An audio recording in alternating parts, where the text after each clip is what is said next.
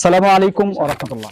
আজকে জুলাই বিপ্লবের 1 বছর পূর্তি উপলক্ষে আমরা নিয়ে আসছি জুলাই বিপ্লবের সমন্বয়ক এবং জুলাই বিপ্লবের অন্যতম একজন যোদ্ধা, যার মুখ থেকে আমরা শুনবো জুলাই বিপ্লবের ঐতিহাসিক ঘটনা এবং জুলাই বিপ্লবের নির্মম তাণ্ডব এবং বিস্তারিত। চলুন আমরা জুলাই বিপ্লবের ঐতিহাসিক ঘটনা তার মুখ থেকে শুনি। আসসালামু আলাইকুম ওয়া রাহমাতুল্লাহ। জুলাই বিপ্লবের আজ 1 বছর পূর্তি হলো।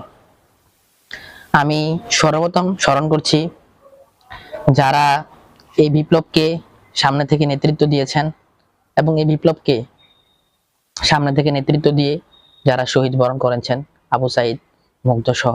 এবং আমি আরো স্মরণ করছি যারা এই জুলাই বিপ্লবকে সফল করে আহত হয়ে এখনো পঙ্গু হয়ে আছেন এবং এখনো হাসপাতালে বেডে শুয়ে আছেন।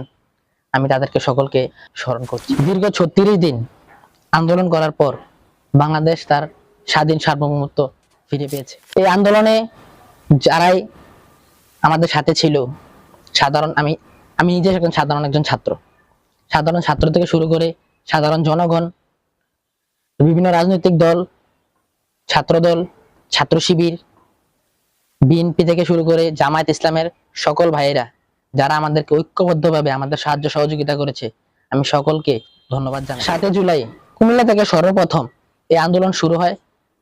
জুলাই 7 তারিখ জুলাই 7 তারিখে কুটবাড়ি বিশ্ববিদ্যালয়ের সকল ছাত্রছাত্রীরা সহ আমরা সকলে মিলে, সাধারণ ছাত্ররা সহ আমরা সকলে মিলে বিশ্ব রোড দখল করি। সেই দখলের পর বাংলাদেশের যে সব থেকে বড় যে একটা বাণিজ্যের একটা অংশ কুমিল্লা বিশ্ব রোড, সেই বিশ্ব রোডটা আমরা বন্ধ করে দিই। যার কারণে বাংলাদেশে তখন ওই স্বৈরাচারী সরকারের বড় রকমের একটা বাধা এবং চাপ সৃষ্টি হয়।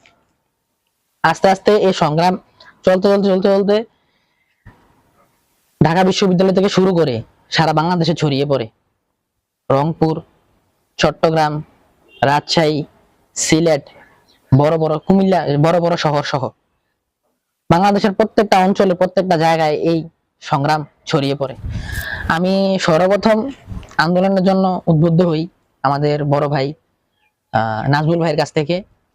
উনি সর্বপ্রথম আমাদেরকে আন্দোলনের কথাটা উনি আমাদেরকে বলেন। তো আমরাও আসলে আমাদের সকলের কাছ থেকে আমরা আসলে যে জিনিসটা সর্বপ্রথম দেখেছি সেটা হচ্ছে ন্যায়। আসলে ন্যায় কোনটা, সত্য কোনটা, সঠিক কোনটা, সত্য ও ন্যায়ের দিকে যখন আপনি দেখবেন তখন আপনাকে এই আন্দোলনে নামতে বাধ্য হতেই হবে। তখন আমি আসলে আমার ভাইদের সাথে তখন আমি আন্দোলনে অংশগ্রহণ করি। সর্বপ্রথম আমি কুমিল্লা কুটবাড়ি বিশ্ব রোডে আমি তখন আন্দোলনে তখন যাই। তখন আমি ভাইদের সাথে একসাথে আন্দোলনে আমি তখন ওখানে আহত হয়ে লুটিয়ে পড়ি। তখন ভাইয়েরা আমাকে চিকিৎসা করেন এবং আমাকে যতটুকু পারেন ততটুকু ওনাদের দ্বারা আমাকে সাহায্য সহযোগিতা করেছেন। তারপরে আসলে এই ওনাদের কাছ থেকে তখন আমি এই আন্দোলনটা তখন ওনাদের সাথে চলতে আমি একসাথে আন্দোলনটা শুরু করি। তারপরে আন্দোলনটা আমাদের আশেপাশের এলাকা সহ আমাদের ইউনিয়নের, আমরা তো ইউনিয়নের প্রত্যেকটা ওয়ার্ডে তখন এটা ছড়িয়ে পড়ে। সকল ভাইয়েরা তখন আমাদের সাথে আন্দোলনে একসাথে যুক্ত হয়। আমার ওয়ার্ডের আমার সব থেকে ভালো যে দুইটা আমার ছোট ভাই ছিল, আসিফ এবং জনি, এই দুইটা ছেলে আমাকে অনেক সাহায্য সহযোগিতা করে।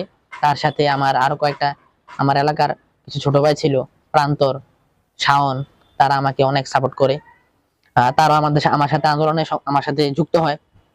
আসলে আন্দোলনটা আসলে এতটাই সহজ ছিল না যতটা আমরা মনে করি। আমার সর্বপ্রথম আমার সব থেকে বেশি যে চাপটা পড়ে ওইটা হচ্ছে আমার পারিবারিক যে চাপটা ছিল, ওই চাপটা আমার সব থেকে বেশি হয়। কারণ আমার ফ্যামিলির বেশিরভাগ আসলে পুরাপুরি ধরতে গেলে যে ধরেন আমার ফ্যামিলিটা সম্পূর্ণ আওয়ামী লীগ, ওরা পুরাপুরি আওয়ামী লীগের সাথে যুক্ত ছিল। তো আসলে ওইখান থেকে আসলে চাপটা সর্বপ্রথম সব থেকে বেশি চাপটা ওইখান থেকেই পড়ে, পারিবারিক চাপটা। তখন আব্বু তো বিদেশ থাকে, উনি প্রবাসী, ওনাকে বিভিন্ন ভাবে কল দিয়ে আমার নামে বিভিন্ন রকমের প্রোপাগান্ডা ছড়ানো হয়। আম্মুকেও বিভিন্ন ধরনের কথাবার্তা বলা হয়। তারপরে এলাকার বিভিন্ন ওয়ার্ডের বিভিন্ন নেতাকর্মীরা তারা অনেক রকমের অনেক কথাবার্তা বলে, বিভিন্ন রকমের হয়। তখন আমি আসলে যেটা দেখেছি, একা আসলে কোনো কিছু করা সম্ভব না, সকলকে নিয়ে যা করতে হবে সকলকে নিয়ে করতে হবে। তখন আসলে রাজনৈতিক দল, আর কয়েকটা রাজনৈতিক দল ছিল, বিএনপির বিএনপি ছাত্র দলের কিছু আমার কয়েকটা বন্ধু ছিল, আহ, ইফরান, তারপরে রাফি, নাজিম, তারপরে ছাত্র শিবিরের আমার কিছু বড় ভাই ছিল। ওনাদেরকে সাথে নিয়ে, সকলকে সাথে নিয়ে আসলে আন্দোলনটা তখন আমরা সবাই একসাথে শুরু করি। মানে তারপরে আসলে যেটা মানে ওনারা তখন কোনো কিছু না করতে পারে, তারপরে তখন আন্দোলনকে আমাদেরকে দমানোর জন্য আমাদের সকলের নামে একটা লিস্ট করে, সেই লিস্টে আমাদের সকলের নামটা তখন ওইখানে দেওয়া হয়, দিয়ে তারপর ওইখান থেকে একটা মানে পুলিশ দ্বারা বিভিন্ন ধরনের হয়রানি করা হয়। তখন ওই সময় আমরা কেউ আমাদের বাসায় থাকতে পারি নাই, আমরা কেউ ওই সময় আমাদের বাড়িতে থাকতে পারি নাই। আমাকে পার্সোনালি আমার আমার বোনের বাসা চলে যেতে হয়েছে। আমার বন্ধুরা কেউ বড় ভাইদের বাসায় ছিল, কেউ শহরে চাচাদের বাসায় ছিল। আর এইভাবে সকলে মানে এক একজনের বাসায় থেকে আসলে আন্দোলনটা আসলে শুরু করে। আন্দোলন যখন শুরু হয় তখন কিন্তু এটা এক দফা ছিল না। এই আন্দোলনটা যখন শুরু হয় তখন এটা কোটা নিয়ে ছিল। কোটা নিয়ে যখন আন্দোলন শুরু হয়, যখন ছাত্ররা আন্দোলন শুরু করে, তখন এই শুধু কোটার জন্য আন্দোলন করতে গিয়ে 100 উপরে মানুষ মারা যায়, হাজার হাজার ভাইয়েরা আহত হয়। ঠিক তখনই কিন্তু এই আন্দোলনটা এক দফায় পরিণত হয়। সর্বোপরি আমি একটাই কথা বলতে চাই যে এখনো আমাদের জুলাই যে সনদপত্র এখন এটা দেওয়া হয়নি। বর্তমান সরকারের কাছে আকুল আবেদন করি, জুলাইয়ের যে শহীদদের এদের স্মৃতি জানানোর জন্য, তাদের মনে রাখার জন্য যত দ্রুত সম্ভব 36শে জুলাইয়ের সনদপত্র খুব তাড়াতাড়ি ঘোষণা করা হোক।